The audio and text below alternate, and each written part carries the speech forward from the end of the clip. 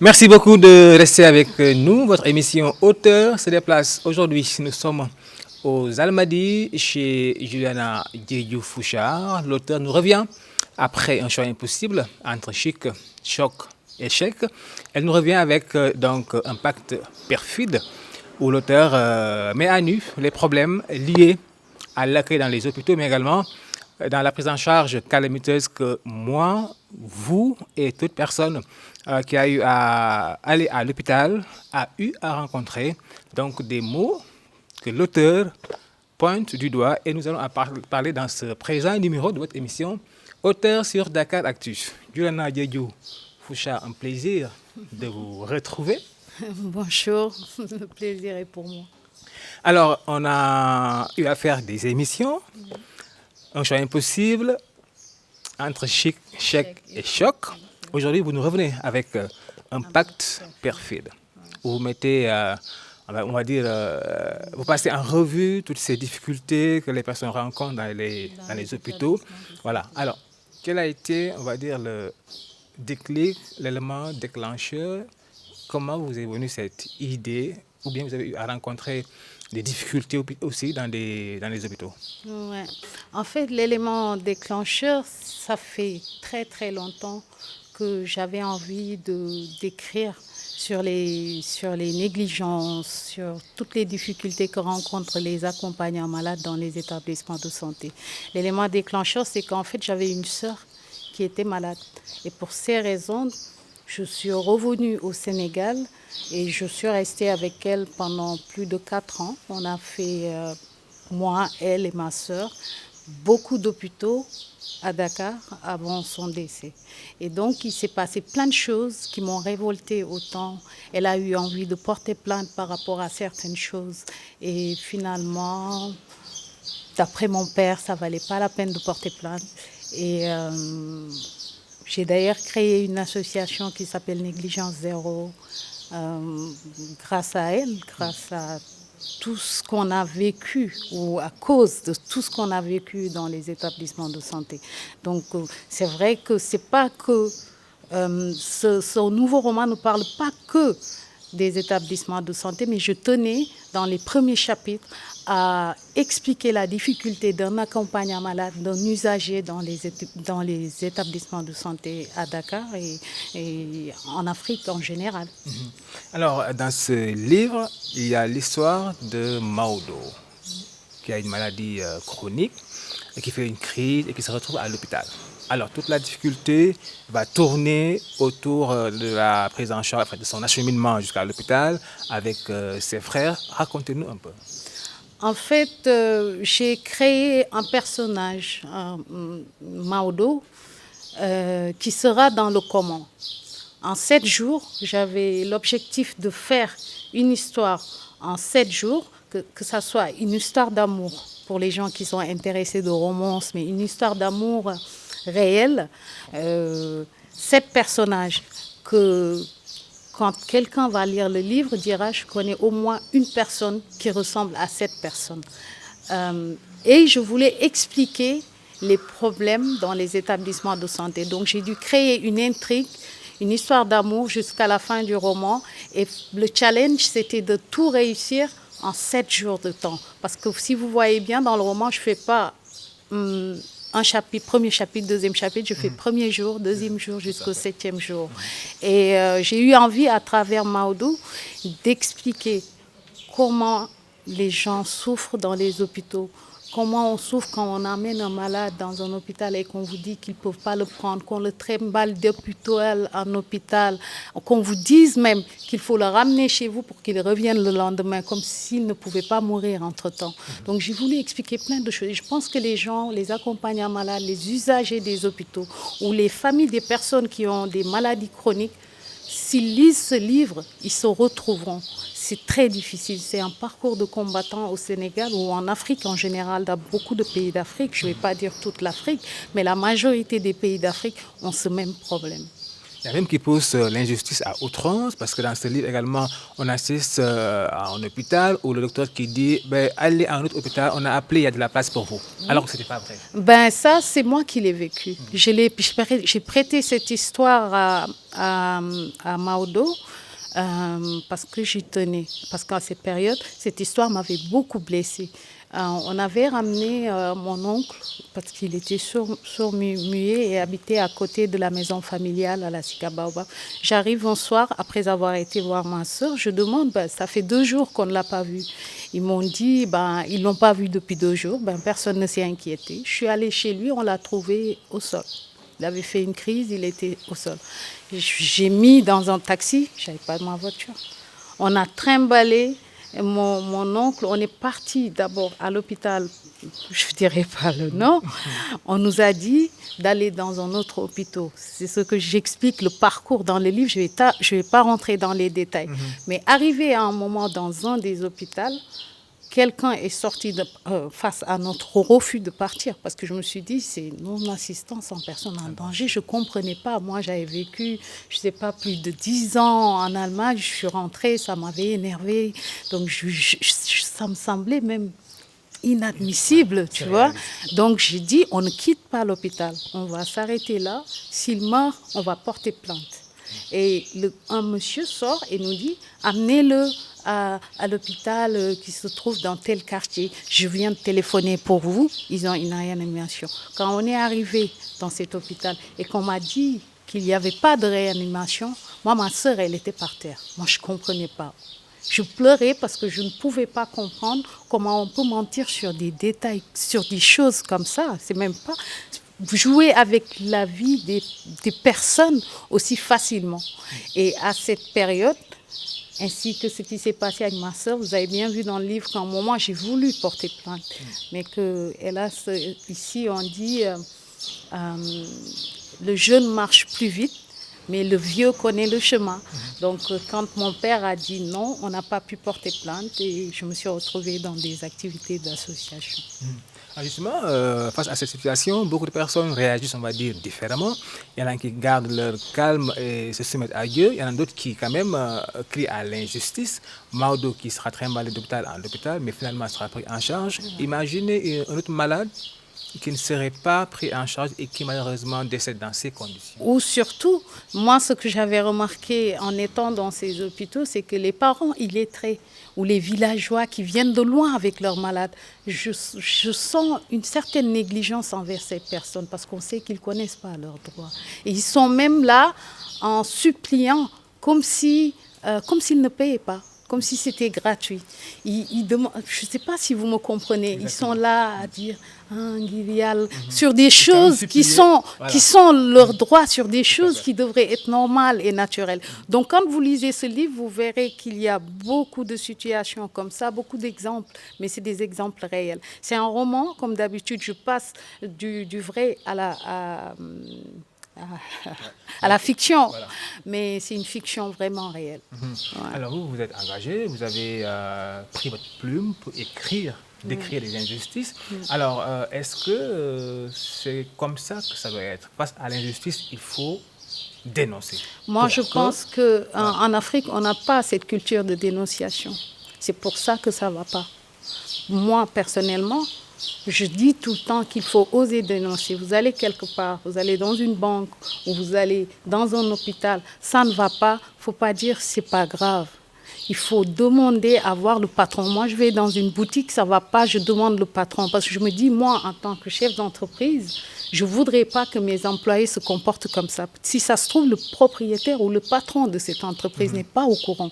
Donc, moi, je dis tout le temps, il faut remonter les informations. Ce n'est pas par méchanceté. Certains me disent, moi, ma soeur, elle n'est pas comme ça. Elle me dit, tu vas détruire le travail de quelqu'un. Moi, quand je fais mon travail, je le fais sérieusement. Je le fais tellement sérieusement.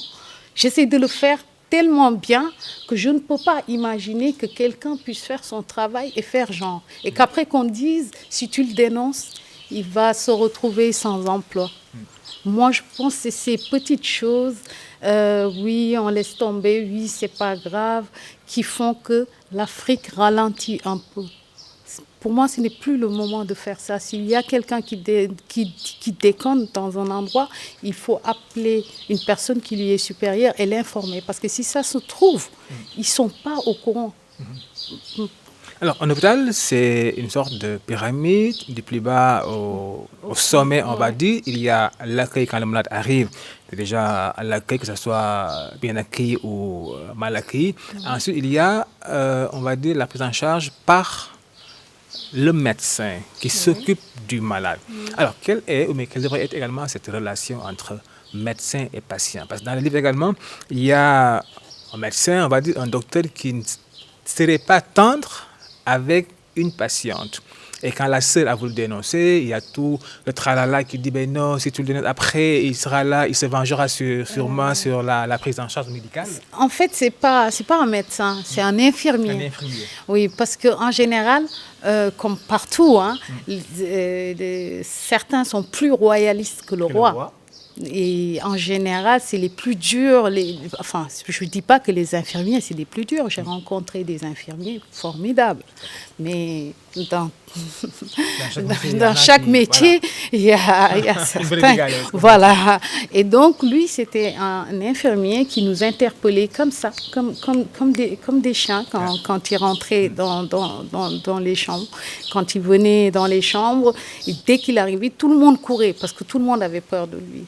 En fait, je parlais de lui et je ne veux pas expliquer tout ce qu'il faisait, tout ce qu'il nous a fait et qui a fait que, en fait, quand tu te révoltes, un moment, on a eu l'impression, ma soeur, moi, un moment, je me suis vue, et elle a dit à ma soeur, je ne veux plus qu'elle vienne parce qu'elle fait des histoires tout le temps dans l'hôpital, donc je ne veux plus qu'elle vienne parce que quand j'ai des douleurs, je me rappelle très très bien, quand j'ai des douleurs, j'ai l'impression que le monsieur avec qui elle s'est disputée retarde à me donner mes comprimés. Et ma soeur m'a téléphoné pour me dire, ne reviens pas.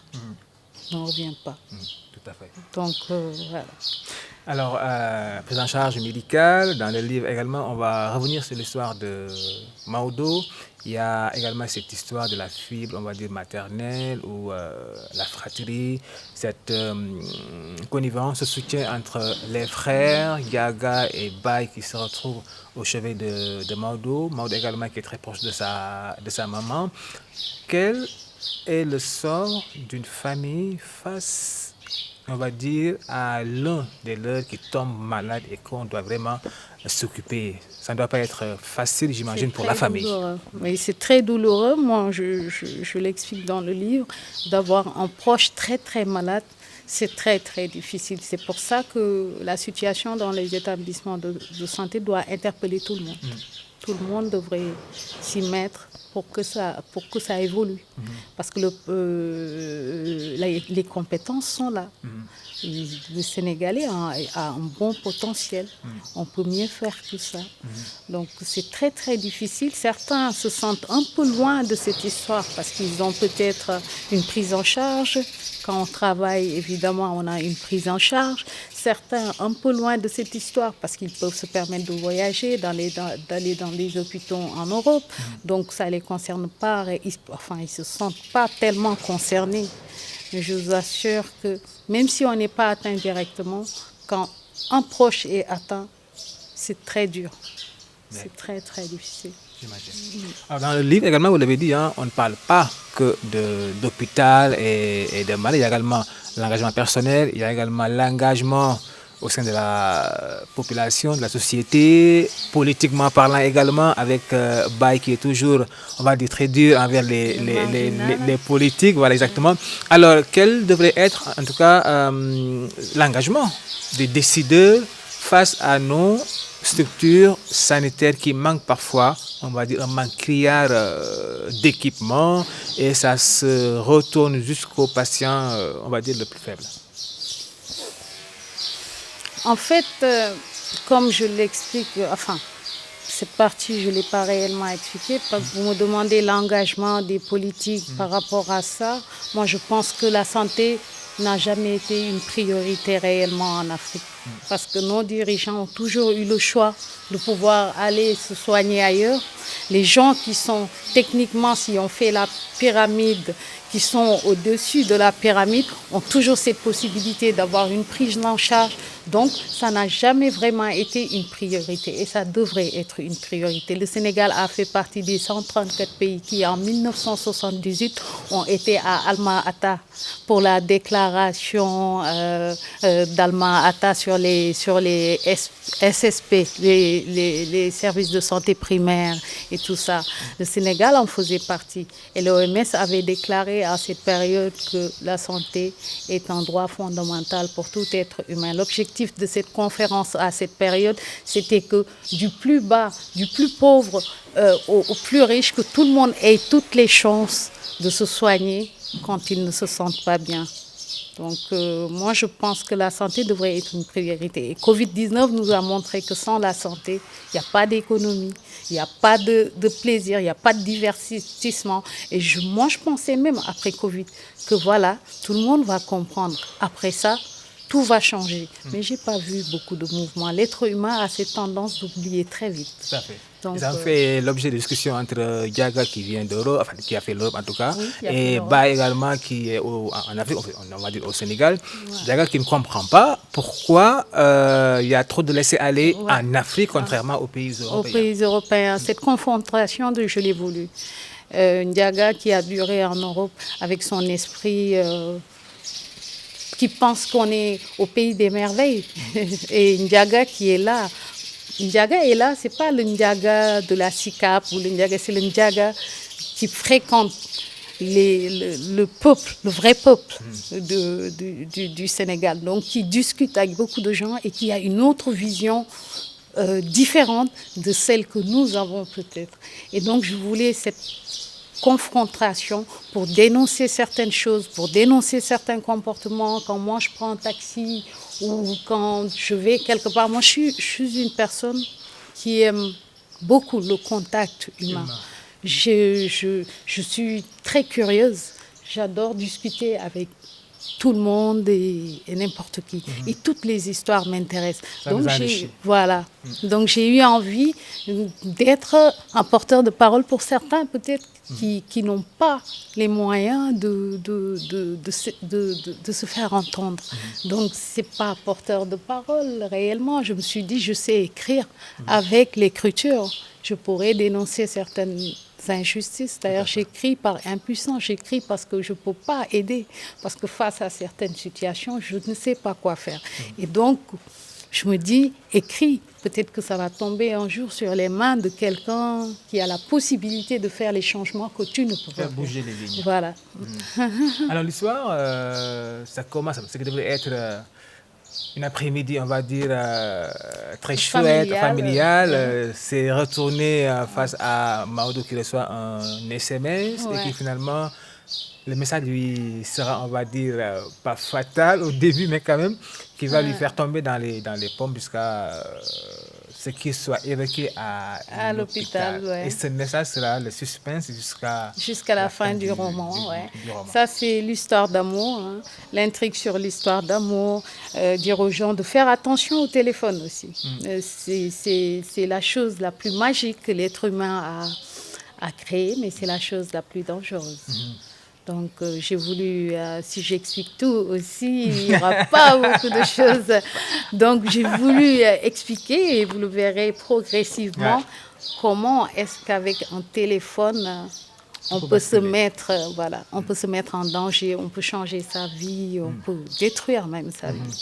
Et finalement, le pacte perfide, on va dire, Maodo n'en savait absolument rien et ça concernait des personnes qui sont vraiment très très proches. Mais oui, je vous parle de 7 personnages. Je dis, il y a la mère de Maodo, il y a Fabila, il y a Mia, il y a Baye, le marginal, donc etc. Donc ces 7 personnages représentent beaucoup de personnes de notre société. Vous avez Fabila qui aime s'entourer d'influenceuses, qui aime s'entourer de personnes qui lui chantent ses louanges, qui aime s'entourer, qui est dans le bling-bling, dans le m'as-tu vu, pour dénoncer l'hypocrisie de notre société. T'as Mia, qui est une bonne personne qui n'a rien demandé, mais qui a été toujours brisée par les hommes. C'est une malchance. Donc, Mia qui est une très très bonne personne, mais qui n'empêche, à chaque fois qu'elle est en couple, elle se fait briser, elle se fait mal tout le temps. Donc, j'ai voulu représenter toutes sortes de personnes, parce qu'il y a des gens comme ça, qui... Moi, je regarde, je dis, elle est parfaite. C'est quoi le problème? Mais elles se font. Je pense que leur excès de gentillesse, une certaine naïveté, font qu'elles se font tout le temps blessées, voilà, par les gens. Donc, j'ai voulu, à travers cette histoire d'amour, représenter ces gens, représenter la maman aussi africaine, avec toute sa dignité et ses valeurs. Quand elle dit, par exemple, quand on perd sa mère, on est un orphelin. Mais quand on perd son enfant, il n'y a pas de mots. Tout à fait. Donc, j'ai voulu vraiment, en plus c'est une phrase que j'aime beaucoup, elle n'est pas de moi. Donc, j'ai voulu vraiment montrer la puissance de nos mamans, la dignité, la souffrance, non, la dignité dans la souffrance. Elles l'ont, ce tact, surtout, elles l'ont, nos mamans. Surtout celles qui n'ont pas dit un mari, mais qui élèvent seule. Voilà, elle s'est battue, elle a élevé toute seule 3 enfants, 3 garçons. Bon, même si Ndiaga est parti après rejoindre son homonyme. Donc, j'ai voulu rendre hommage à nos mamans africaines, avec tout ce qu'il y a autour. C'est important. Alors, un roman sur 7 jours, jusqu'au 7e jour. J'ai beaucoup aimé, mais également, en fait, je me suis senti un peu triste quand on revoit Baye et Maodo sur le lit d'hôpital. Deux frères qui sont là, dont l'un semble mourant. Oui. Oui, ça c'est un moment fort, c'est un moment, tu sais, chaque Sénégalais a perdu un être important. Et je pense que cette partie du livre va interpeller la majorité des Sénégalais. Nous avons tous perdu quelqu'un et nous avons tous eu à vivre la douleur de se séparer de quelqu'un, de le voir partir lentement mais sûrement. Donc oui, ça aussi c'est un clin d'œil, c'est aussi une décharge. Je vais me décharger de certaines choses, donc c'est...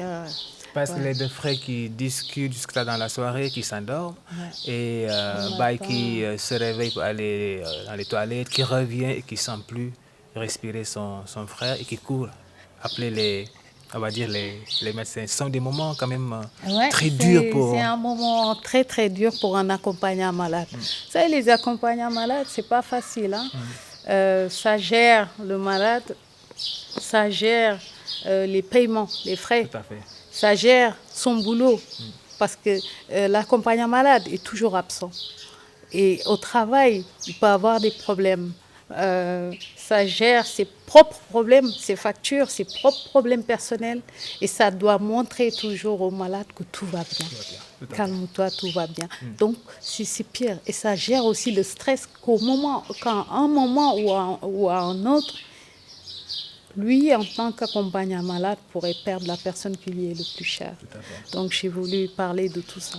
Et le moment le plus dur, j'imagine, je vais avoir les larmes aux yeux, ne pleurez pas. Et le moment le plus dur, j'imagine, pour les accompagnants malades, c'est quand le médecin leur demande de venir dans son bureau. Soit parce que pour annoncer une mauvaise personne. Soit une mauvaise nouvelle, soit une bonne nouvelle. Je raconte dans le livre que... avoir un malade hospitalisé à l'hôpital, c'est comme aller à un enterrement en général. C'est des retrouvailles, c'est des gens qui ne sont pas vus pendant très très longtemps. Chacun plus inquiet que l'autre. Et ça crée une certaine solidarité. Des gens qui ne se connaissaient pas avant, qui sont retrouvés à l'hôpital parce qu'ils accompagnent leurs malades. Et cette solidarité fait que chaque nouvelle ou chaque résultat concernant l'autre vous concerne aussi. On se sent concerné de tous les résultats. Quand le médecin appelle pour dire une mauvaise nouvelle, c'est une mauvaise nouvelle pour tous les accompagnants malades. Une bonne nouvelle, c'est une bonne nouvelle. Je raconte même la sortie d'hôpital de certains malades qui laissent d'autres, comment ça se passe, les émotions et tout. Je voulais vraiment décrire tout ça. D'accord. Je rappelle que vous suivez votre émission Auteur avec Juliana Diédhiou Fouchard, auteur donc de ce roman Impact perfide. Alors nous sommes dans son somptueux jardin ici aux Almadies. Alors 7 jours, que se passe-t-il après malheureusement le décès, la mort de Maodo? Écoutez, je profite de ce roman pour dénoncer le trafic de médicaments. Maodo en est victime. Oui, enfin, c'est ce oui. que certains pensent, Oui. ouais. Avec l'ordonnance. Donc, oui, avec ce que Baye a découvert après la mort de Maodo, je me suis dit, écoutez... Avec son ami Alassane. Alassane, oui. Donc, je me suis dit, je vais en profiter pour dénoncer aussi le trafic de médicaments. Quand j'ai su, moi, en lisant que $500 dépensés dans du trafic de drogue ramènent $20,000, mais que ces mêmes $1,000 dépensés dans du trafic de drogue ramènent $20,000, mais que ces mêmes $1,000 dépensés dans le trafic de médicaments ramènent $500,000. Les barons de drogue, Oui, les cartels, s'étaient reconvertis en trafiquants de médicaments parce que ça rapporte plus. Et c'est pas puni par la loi. J'explique avec des lois qui sont bien expliquées dans le livre, entre guillemets, pourquoi l'Afrique devrait faire attention. Parce que nous ne sommes pas assez bien protégés contre ce genre de trafic. Nous le savons tous les deux. Il y a des rues ici à Dakar, vous y allez, on propose paracétamol, des rues météo, machin. Donc c'est un danger pour les Africains et qui me laisserait croire que peut-être s'il y a dans certains quartiers avec beaucoup d'illettrés ou peut-être des pharmaciens cupides, je ne dis pas qu'il y en aura, mais partout il y a des gens qui sont un peu véreux, qui aiment l'argent, donc qui pourront peut-être se dire c'est moins cher d'acheter des médicaments pour faire du profit. C'est ce risque que je vais éviter au continent africain. Je ne peux rien faire. Tout ce que je peux, c'est écrire. Et espérant que les bonnes personnes auront la possibilité de lire ça et de se dire tiens, faisons attention. c'est votre cri de cœur. Oui, c'est un cri de cœur, ouais, un peu. Alors, chaque membre de la famille a fait son deuil à sa façon. Quand Maodo est finalement décédé, 10 années plus tard, qu'est-ce que les uns et les autres deviennent? 10 années. Chacun mène sa vie tranquille. Oui, chacun a refait sa vie, mais j'explique comment chacun a fait sa vie. Et j'explique par là que rien dans la vie n'est gratuit. Le karma existe. Donc si vous voyez la fin de chaque personne, on a l'impression que dans la vie, plus ou moins, quand on creuse, on a que ce que l'on mérite en fait.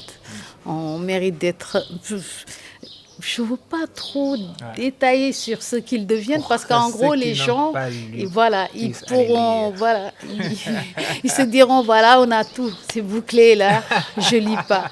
Mais c'est très intéressant. Intéressant. J'ai voulu, à travers le bail aussi, déconstruire l'idée qu'on dit tout le temps que nous, en tant qu'Africains, nos ancêtres auraient vendu des esclaves aux Européens.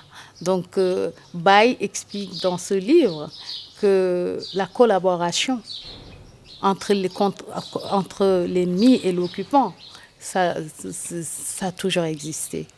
La Deuxième Guerre mondiale, 1939 à 1945, 6 ans seulement. Pourtant, les Européens ont collaboré par le régime de Vichy. Beaucoup d'Européens ont collaboré avec le Troisième Reich. Donc, je pense 400 ans d'esclavage. Baye explique dans ce livre que quand on voit son père mourir, son grand-père mourir dans la résistance, alors qu'on sait que la révolution canonnière avait permis à l'Occident de coloniser, de conquérir beaucoup de territoires. Donc, quand on voit tout ça à un moment, qu'on le veuille ou non, certains vont se dire qu'ils vont collaborer. Ils ne vont pas collaborer forcément parce qu'ils ont de mauvaises intentions.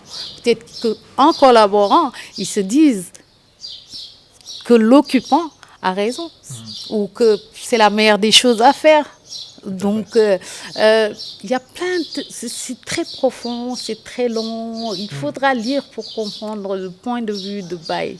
Ce qu'il veut dire, c'est qu'en fait, c'est très dangereux que nos intellectuels africains acceptent cette version des faits que les Africains auraient vendu leur propre fer africain. C'est même pas tellement logique et que un journaliste, une certaine Madame Paquette, c'est une journaliste qui avait écrit que les Européens se contentaient de s'arrêter sur la côte et c'était les Africains qui allaient chercher les esclaves pour les ramener.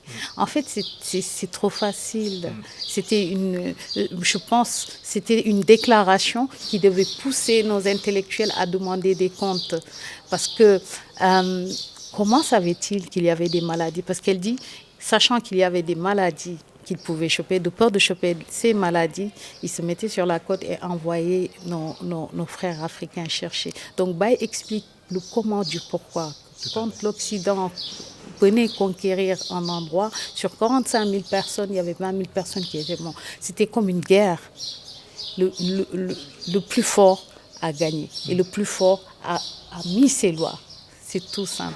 Et voilà pourquoi on dit, si vous regardez en 2024, nous sommes en 2024, mais si aujourd'hui, la petite Gambie-là, elle est soutenue par les États-Unis, soutenue par l'Union européenne, elle pourrait avoir l'audace de coloniser le Sénégal. Et s'ils sont plus armés, ils vont nous coloniser.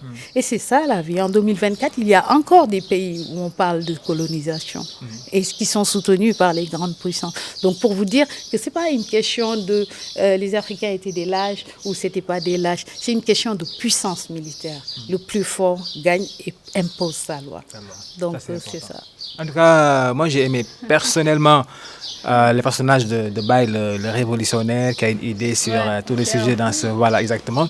Alors, je vous conseille de lire, comme elle a dit, Juliana, elle ne veut pas trop parler du livre de peur que vous n'allez pas lire. Alors, moi, je vous conseille d'aller lire ce livre intéressant, Un pacte perfide. Alors, dans ce livre également, on va toucher, avant de finir, la question également de l'immigration clandestine, qui est aujourd'hui d'actualité également, et qui fait rager certains également. Même on en a parlé dans le... J'en profite pour présenter mes condoléances à tous les Sénégalais, tous les Africains, parce qu'en général, il y a presque tous les pays ont déjà perdu quelqu'un dans cette tragédie de vouloir immigrer par la mer. C'est terrible, mais ça peut se comprendre, c'est humain. L'être humain, s'il ne se sent pas à un endroit, cherche toujours à aller dans un autre endroit. L'immigration, ce n'est pas une affaire africaine seulement. Aujourd'hui, on parle des Africains, mais les Portugais ont immigré, les Italiens ont immigré. On le fait, oui, on le fait malheureusement par bateau, parce que, il faut le dire, parce qu'il y a un trafic qui est inadmissible sur les visas, les rendez-vous qui se payent. On ne sait même pas comment ça marche tout ça. Et je pense la difficulté aussi d'obtenir un visa en tant que citoyen normal fait que certaines empruntent aussi des moyens clandestines. Payer pour un rendez-vous, payer pour un tel, payer pour un truc, pour un jeune, c'est très difficile. Donc, moi, je lance un message. Prendre la mer, ce n'est pas la meilleure chose à faire. Et aujourd'hui, l'Europe est vieux. Ce n'est plus l'Eldorado d'avant. Ce n'est plus comme ce qu'on pensait. Moi, je vois beaucoup d'Africains fous dans la rue en France. Je vois des Africains qui traînent, certains qui ne font rien, qui sont là-bas juste pour le plaisir d'être là-bas. Moi, je pense que, et je l'ai dit dans le livre, dans ce pays, si on augmente les salaires sénégalais, africains en général, sont très très bas. Moi, je suis en train de me documenter sur qui a imposé au tout début, aux premières années. Je n'arrive pas à trouver la réponse, mais je me documente. Comment ils ont fait les salaires en Afrique? Sur quelle base ils ont dit on va faire des salaires comme ça en Afrique et d'autres salaires en Europe? Les salaires africains sont trop bas. La vie, elle est très chère. Ici, dans un restaurant, tu payes comme à Paris. Les loyers, tu payes comme à Paris. Et les salaires, c'est des salaires de même pas de chômeurs européens. C'est des salaires très précaires. C'est pas normal.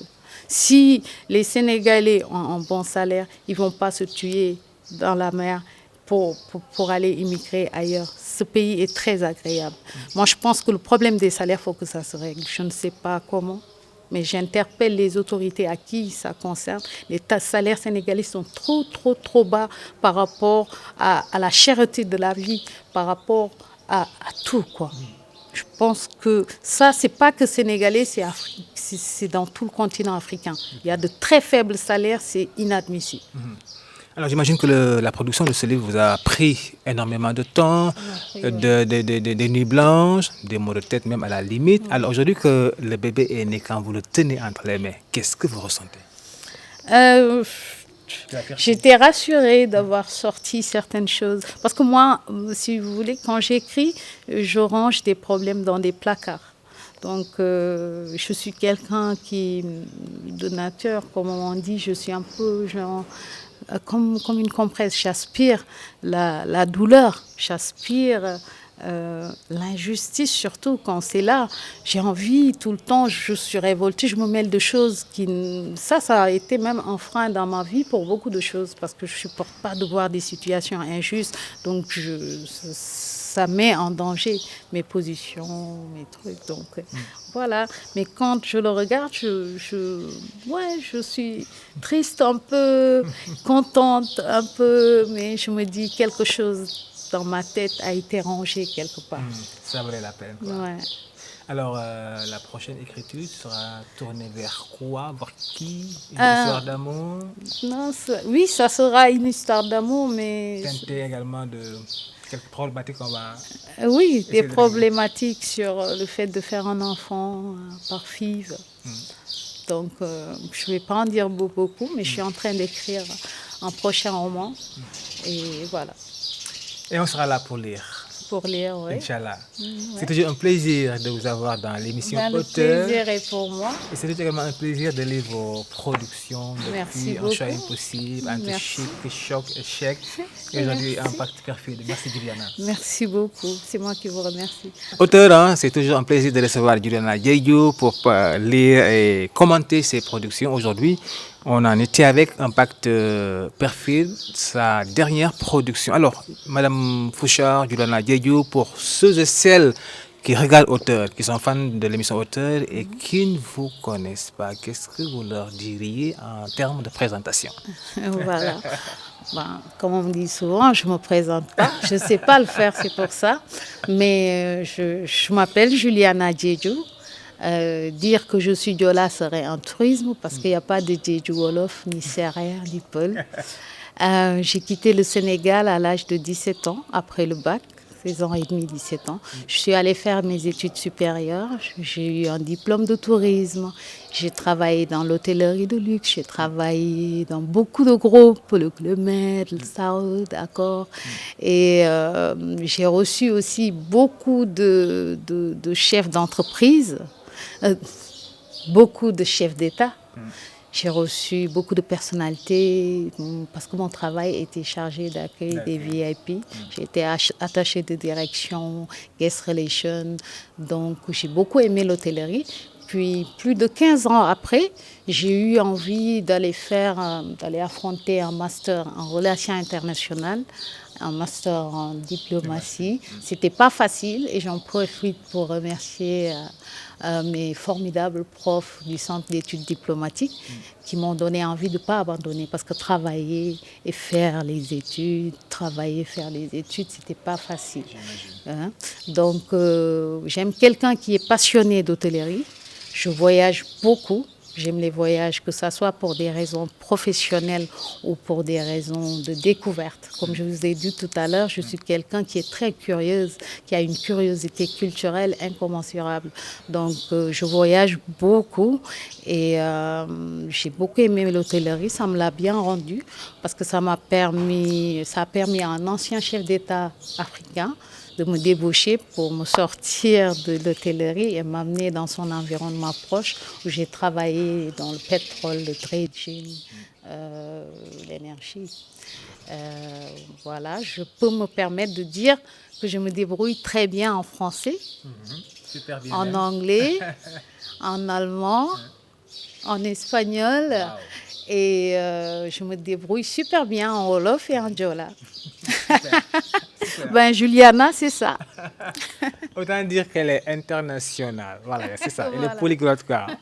En tout cas, c'était un plaisir de vous avoir comme invité de ce numéro de l'émission Auteur. Et merci beaucoup. Le plaisir est pour moi. Voilà. Donc, c'est la fin de cette émission Auteur qui recevait Madame Juliana Diédhiou Fouchard, auteure donc de ce roman Impact perfide. C'est fini donc pour Auteur de ce présent numéro. On vous donne rendez-vous la semaine prochaine avec un autre auteur, toujours pour commenter et lire les productions littéraires. À très bientôt. À bientôt.